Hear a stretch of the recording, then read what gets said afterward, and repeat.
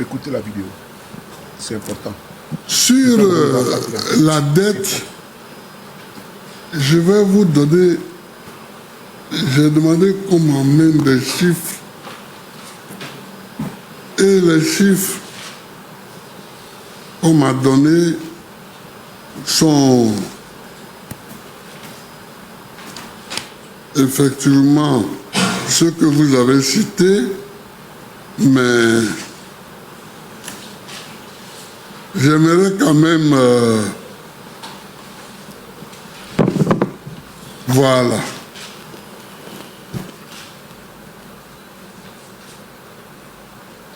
En 2010, au moment de la fin de mon pouvoir, la dette totale était de 7 760 milliards. C'était ça la dette.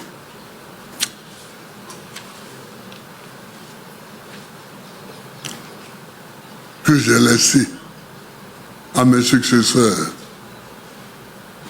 En 2022, la dette est passée à 24 774 milliards. Vous voyez, c'est une multiplication par à peu près 3, non? 3 et demi. Voilà. 3 et demi. Bon. Moi, je ne suis pas un amoureux de la dette. C'est pourquoi dès que je suis arrivé de la dette extérieure surtout, alors, il y a des gens qui me disent, précis. Ouais, mais les États-Unis sont le pays le plus endetté de la planète et ils sont puissants. Oui, mais c'est parce qu'ils sont puissants qu'ils peuvent se permettre d'être endettés. Mais nous, on est faibles. On est faibles. Qui peut aller tordre le bras des États-Unis? Parce que les États-Unis doivent. Qui? Sur la terre, là, ici. Sur la terre, les hommes. Qui?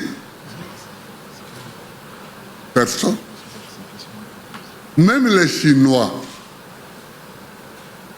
Même les Chinois ne tordent pas les bras des Américains. Vous comprenez? Mais un petit pays comme nous,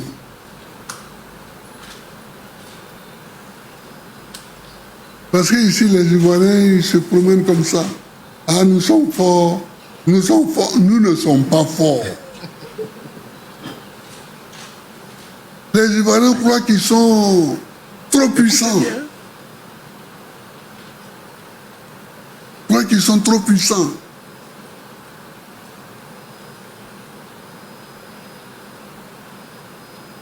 Ce n'est pas vrai. Ce n'est pas vrai. Et on peut nous tordre le bras parce qu'on doit. On peut nous tordre le bras parce que nous devons. Alors qu'on ne peut pas tordre le bras des États-Unis parce qu'ils doivent. Voilà ce que je voulais. Bon,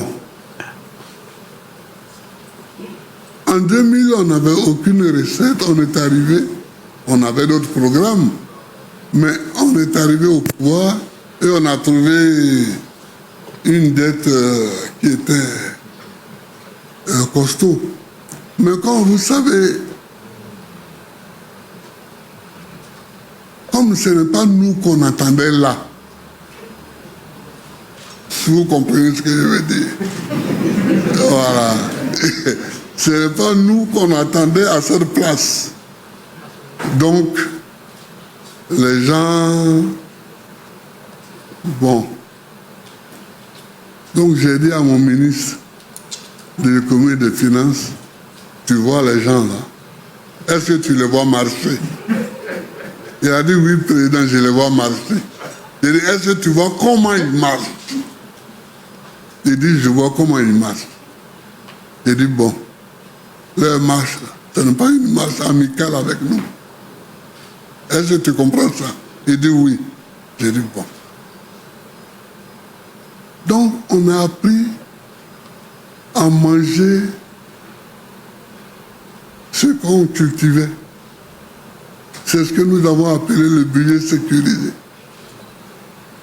C'est-à-dire que ce qu'on gagnait par nos impôts et par notre douane,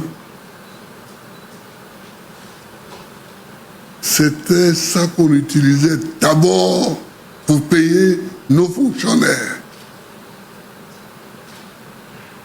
On avait à l'époque plus de 100 milliards de francs CFA de salaire de fonctionnaires. On dit bon, on fait ça d'abord. Et puis, comme on avait plus, on faisait autre chose. Moi, par exemple, j'ai commencé à construire Yamoussoukro sans emprunter un franc. Sans emprunter un franc. L'Assemblée nationale, qui était presque finie, on devait nous la livrer en 2012. On m'a arrêté en 2011. Les travaux sont restés comme ça. Et la présidente de la République, pour laquelle on avait fait toutes les fondations. Bon. Mais quand je me promène aujourd'hui dans Abidjan, je me dis que vraiment, il faut emmener l'administration du pays à Yamoussoukro. Il faut emmener la capitale à Yamoussoukro. Parce qu'Abidjan n'est plus vivable. Ça, c'était une petite parenthèse. Bon, donc,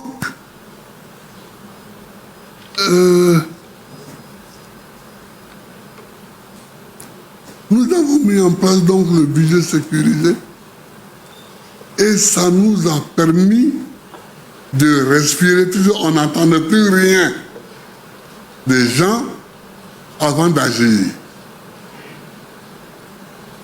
Et c'est ce que voyant, les gens sont venus à nous. L'extérieur est venu à nous. Ce que voyant, l'extérieur est venu à nous. Un jour, alors qu'on ne s'y attendait pas, une délégation du FMI, de la Banque mondiale, Voilà. Écoutez et partagez. Merci. est arrivée. On a commencé à discuter et de discussion en discussion, on a abouti à des résultats heureux. Mais nous nous sommes gardés de tomber dans l'euphorie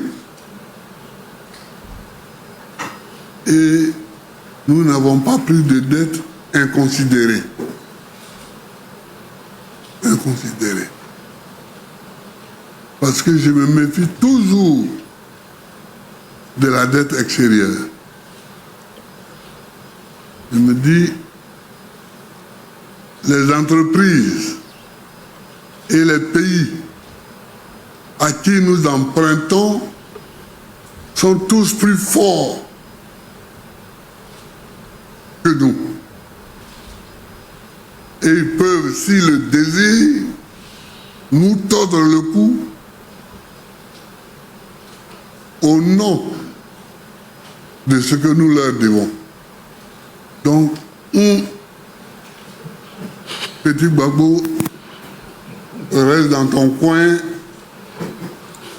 fais les choses que tu peux prendre, les dettes que tu peux rembourser. Et c'est comme ça que j'ai appris à marcher. Je vis comme ça dans ma vie privée, et je vis comme ça dans ma vie publique. Prends les dettes que tu peux rembourser et rembourse-les à temps. À temps, pour ne pas que on te torde le cou. Voilà ma devise. Sur Yamoussoukro, comme je parlais de Yamoussoukro, j'ai dit que j'ai commencé à faire, il y a certains ici qui peuvent en témoigner, j'ai commencé à faire le Parlement, la présidence, mais je me suis dit, quand nous allons terminer, toutes les administrations ne vont pas être vite prêtes. Donc, il fallait que l'autoroute aille jusqu'à Yamoussoukro pour que les administrations puissent venir. C'est pour l'autoroute seulement. C'est pour l'autoroute seulement que je me suis endetté. J'ai pris l'argent, j'ai emprunté l'argent aux banques arabes. Aux banques arabes.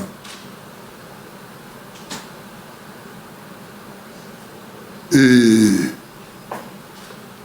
on a fait l'autoroute. Et aujourd'hui, l'autoroute arrive à Yamoussoukro, même si certains ne le disent pas trop. C'est nous. Nous. Et c'est Patrick Hachi, qui était mon ministre des Infrastructures. Patrick Hachi, là. Qui était mon ministre des Infrastructures économiques. C'est lui que j'ai envoyé négocier. Frères et sœurs, sans vantardisme, le président Gbagbo Laurent s'est exprimé posément. Voici l'État, voici son point de vue au niveau de la dette en Côte d'Ivoire, une dette abyssale. Et vous avez vu que nous sommes à près de 25 000 milliards. La Côte d'Ivoire est en faillite. Le président Gbagbo Laurent n'est pas une personne logorique. Voilà, une personne logorique, c'est-à-dire qu'une personne qui ressent un besoin intarissable de parler. Il est taiseux. Vous avez vu, il a fait cette sortie pendant 3 heures du temps. Et vous allez voir que c'est peut-être dans 6 mois qu'il va encore parler. Donc, il n'est pas une personne logoérique. Et nous profitons de cela pour pouvoir savourer à belles dents cette sortie-là et l'exploiter au maximum. Avant de continuer, j'aimerais vous demander de mettre les j'aime et de cœur, de partager la vidéo. C'est important. Il y a le journal français qu'on appelle l'aide du continent, qui s'appelle aujourd'hui Africa Intelligente, qui nous dit que la Côte d'Ivoire est vraiment sous perfusion. Il dit ceci, le journal. Ouattara demande mandat Standard Chartered pour lever 533 milliards de francs CFA. Le chef de l'État ivoirien, Alassane Ouattara, a chargé son gouvernement de confier un mandat de levée de fonds de plus de 533 milliards de francs CFA, environ 813 millions d'euros, à la banque britannique Standard Chartered. Les finances publiques ivoiriennes sont en difficulté et l'État peine à payer sa dette intérieure. Plusieurs opérateurs importants sont en attente de paiement depuis le mois de mars. C'est-à-dire que depuis le mois de mars, les fournisseurs de l'État, les opérateurs, ne sont pas payés parce qu'il n'y a pas l'argent dans les caisses de l'État de Côte d'Ivoire. Ça, c'est le fait. Au lieu de passer le temps à savourer des ponts et des routes, il faut comprendre une vérité. La Côte d'Ivoire est endettée, est surendettée. On est obligé d'aller prendre crédit pour venir payer la dette intérieure parce qu'il n'y a pas, depuis le mois de mars, les fournisseurs de l'État, les opérateurs économiques n'ont pas leur argent. Ça, c'est le fait. C'est le fait que les gens refusent de vous dire et qui veulent vous cacher. C'est important de partager cette vidéo pour que les Ivoiriens comprennent dans toutes les bourgades, dans les campements, dans les communes, dans les départements, que la Côte d'Ivoire aujourd'hui est sous saignée et sous perfusion. partagez, likez. Merci.